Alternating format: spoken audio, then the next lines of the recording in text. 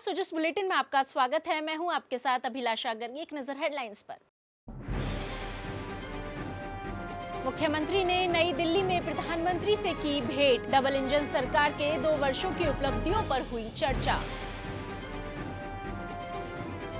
मुख्यमंत्री फिरोजपुर फीडर के पुनर्निर्माण का करेंगे शिलान्यास। 647.62 करोड़ रुपए की परियोजना में राजस्थान और पंजाब की हिस्सेदारी। नहरी तंत्र की मजबूती से काश्तकार होंगे लाभान्वित। मुख्यमंत्री के नेतृत्व में डेयरी और पशुपालन के क्षेत्र में हो रही अभूतपूर्व प्रगति। दुग्ध उत्पादन और कैटल फीड का वार्षिक टर्नओवर पहुंचा 10,000 करोड़ रुपए प्रतिवर्ष।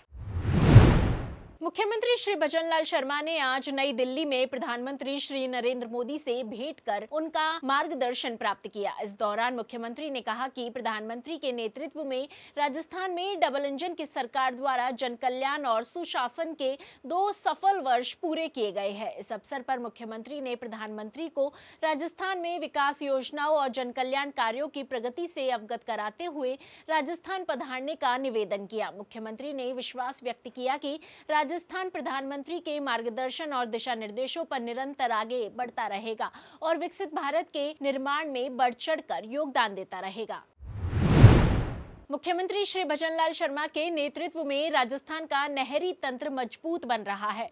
इसी क्रम में श्री शर्मा 5 दिसंबर को फिरोजपुर फीडर के पुनर्निर्माण कार्य का शिलान्यास करेंगे।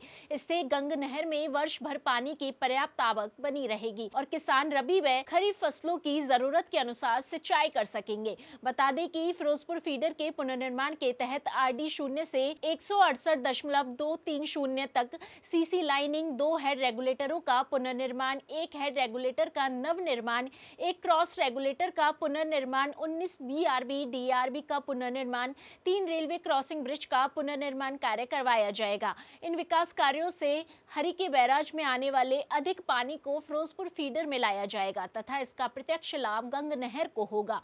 इन पुनर्निर्माण कार्यों से गंग नहर के 3.14 लाख हेक्टेयर क्षेत्र के काश्तकार लाभान्वित होंगे तथा फसलों का उत्पादन भी बढ़ेगा। श्री शर्मा की पहल पर बजट घोषणा वर्ष 2024-25 में फिरोजपुर फीडर के पुनर्निर्माण के लिए 200 करोड़ रुपए का प्रावधान किया गया था। केंद्रीय जल आयोग के द्वारा इस कार्य की DPR स्वीकृत की गई। इस परियोजना की कुल लागत 647.62 करोड़ रुपए है। इसमें पंजाब की हिस्सेदारी 379.12 करोड़ रुपए और राजस्थान की हिस्सेदारी 268.50 करोड़ रुपए है। वर्ष 2025 में इस परियोजना के 100 वर्ष पूर्ण होने के ऐतिहासिक अवसर पर मुख्यमंत्री श्री भजनलाल शर्मा फिरोजपुर फीडर के पुनर्निर्माण कार्य का शिलान्यास करेंगे। इससे फिरोजपुर फीडर की कुल पानी आहरण की क्षमता में वृद्धि होगी। मुख्यमंत्री श्री भजनलाल शर्मा के नेतृत्व में राजस्थान में डेयरी और पशुपालन के क्षेत्र में उल्लेखनीय विकास हो रहा है। प्रदेश के दुग्ध संघों की वित्तीय स्थिति में सुधार के साथ दुग्ध प्रसंस्करण क्षमता का लगातार विस्तार जारी है। सहकारिता तंत्र के सुदृढ़ीकरण से ग्रामीण अर्थव्यवस्था में बड़ा सकारात्मक परिवर्तन आया है, जो विकसित राजस्थान 2047 की दिशा में महत्वपूर्ण कदम है। राज्य सरकार प्रधानमंत्री श्री नरेंद्र मोदी के सशक्तिकरण के संकल्प के अनुरूप किसानों और पशुपालकों के कल्याण के लिए प्रतिबद्ध है। इसी प्रतिबद्धता के फलस्वरूप प्रदेश में दुग्ध उत्पादन और कैटल फीड से संबंधित गतिविधियों का वार्षिक टर्नओवर 8,000 करोड़ रुपए से बढ़ाकर 10,000 करोड़ रुपए प्रतिवर्ष हो गया है। इसी प्रतिबद्धता के फलस्वरूप प्रदेश में दुग्ध उत्पादन तथा कैटल फीड से संबंधित गतिविधियों का वार्षिक टर्नओवर 8,000 करोड़ रुपए से बढ़कर 10,000 करोड़ रुपए प्रतिवर्ष पहुंच गया है। इस वार्षिक टर्नओवर में बढ़ोतरी से दुग्ध संघों की वित्तीय स्थिति में व्यापक सुधार आया है।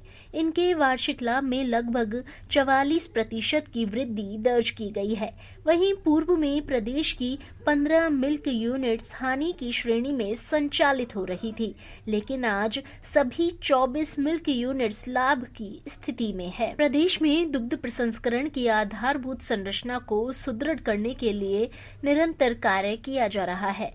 वर्तमान में 48 लाख लीटर प्रतिदिन की प्रसंस्करण क्षमता को बढ़ाकर 54 लाख लीटर प्रतिदिन किया गया है।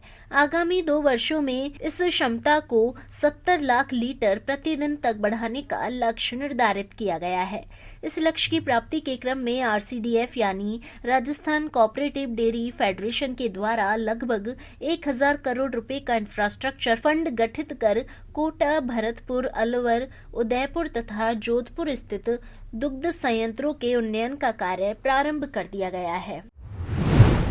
शासन सचिव स्कूल शिक्षा श्री कृष्ण कुणाल की अध्यक्षता में आरटीई दिशा निर्देशों पर महत्वपूर्ण बैठक आयोजित हुई। इस दौरान उन्होंने निर्देश दिए कि आरटीई से प्रवेशित प्रत्येक बच्चे की पढ़ाई 1 अप्रैल से अनिवार्य रूप से शुरू की जाए, ताकि विद्यार्थी सत्र की शुरुआत से ही नियमित होकर अपना पाठ्यक्रम शुरू कर सके। बैठक में शिकायत निस्तारण प्रक्रिया को सरल और तेज बनाने, आय सत्यापन हेतु पैन की अनिवार्यता करने, दस्तावेज अपलोड की अंतिम तिथि, निजी विद्यालयों द्वारा प्रवेश से इंकार पर पेनल्टी प्रावधान तथा एनसीईआरटी पुस्तकों को पाठ्यक्रम में शामिल करने जैसे प्रमुख बिंदुओं पर विस्तार से चर्चा की गई।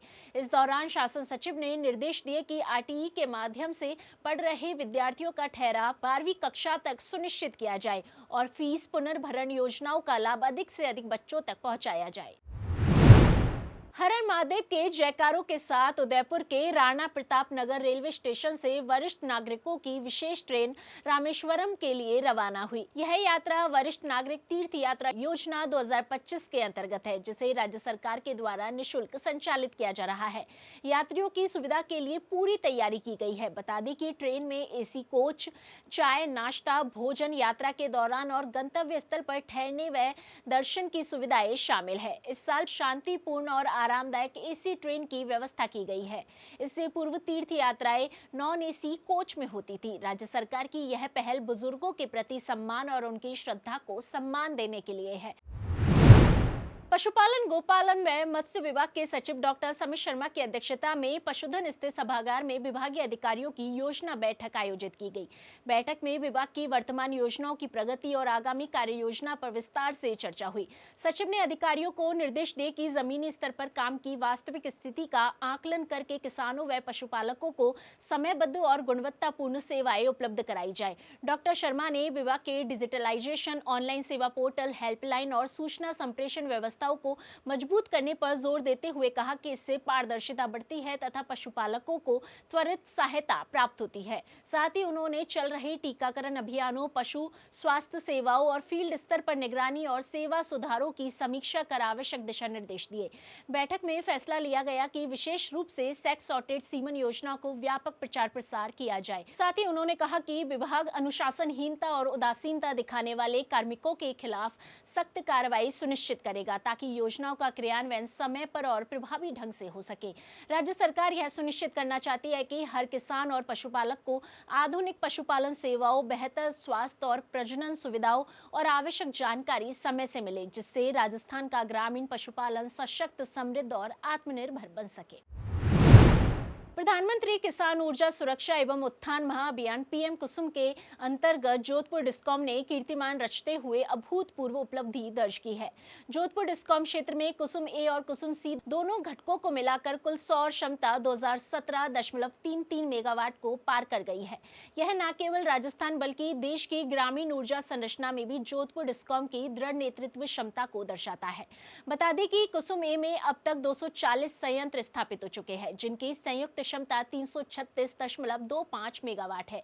यह मॉडल ग्रामीण क्षेत्रों में विकेंद्रीकृत उत्पादन को सशक्त कर रहा है और किसानों को भूमि लीज या ऊर्जा विक्रय के माध्यम से अतिरिक्त आय उपलब्ध करवा रहा है। यह अब खेती की अनिश्चितताओं के बीच किसानों की आय का सहारा बन चुका है। इस घटक के अंतर्गत 639 सौर संयंत्र, कुल 1681.08 मेगावाट तथा 84,088 सोलर पंप किसानों को उपलब्ध कराए गए हैं। इससे कृषि में डीजल पर निर्भरता लगभग समाप्त हो गई है। सिंचाई लागत में भारी कमी आई है। साथ ही कृषि उत्पादन की योजना पहले से अधिक सहज हो गई है। इस पहल से ऊर्जा सुरक्षा, ग्रामीण आजीविका, रोजगार, पर्यावरण संरक्षण और किसानों की आर्थिक सशक्तिकरण, इन सभी में बहुआयामी लाभ प्राप्त हुआ है।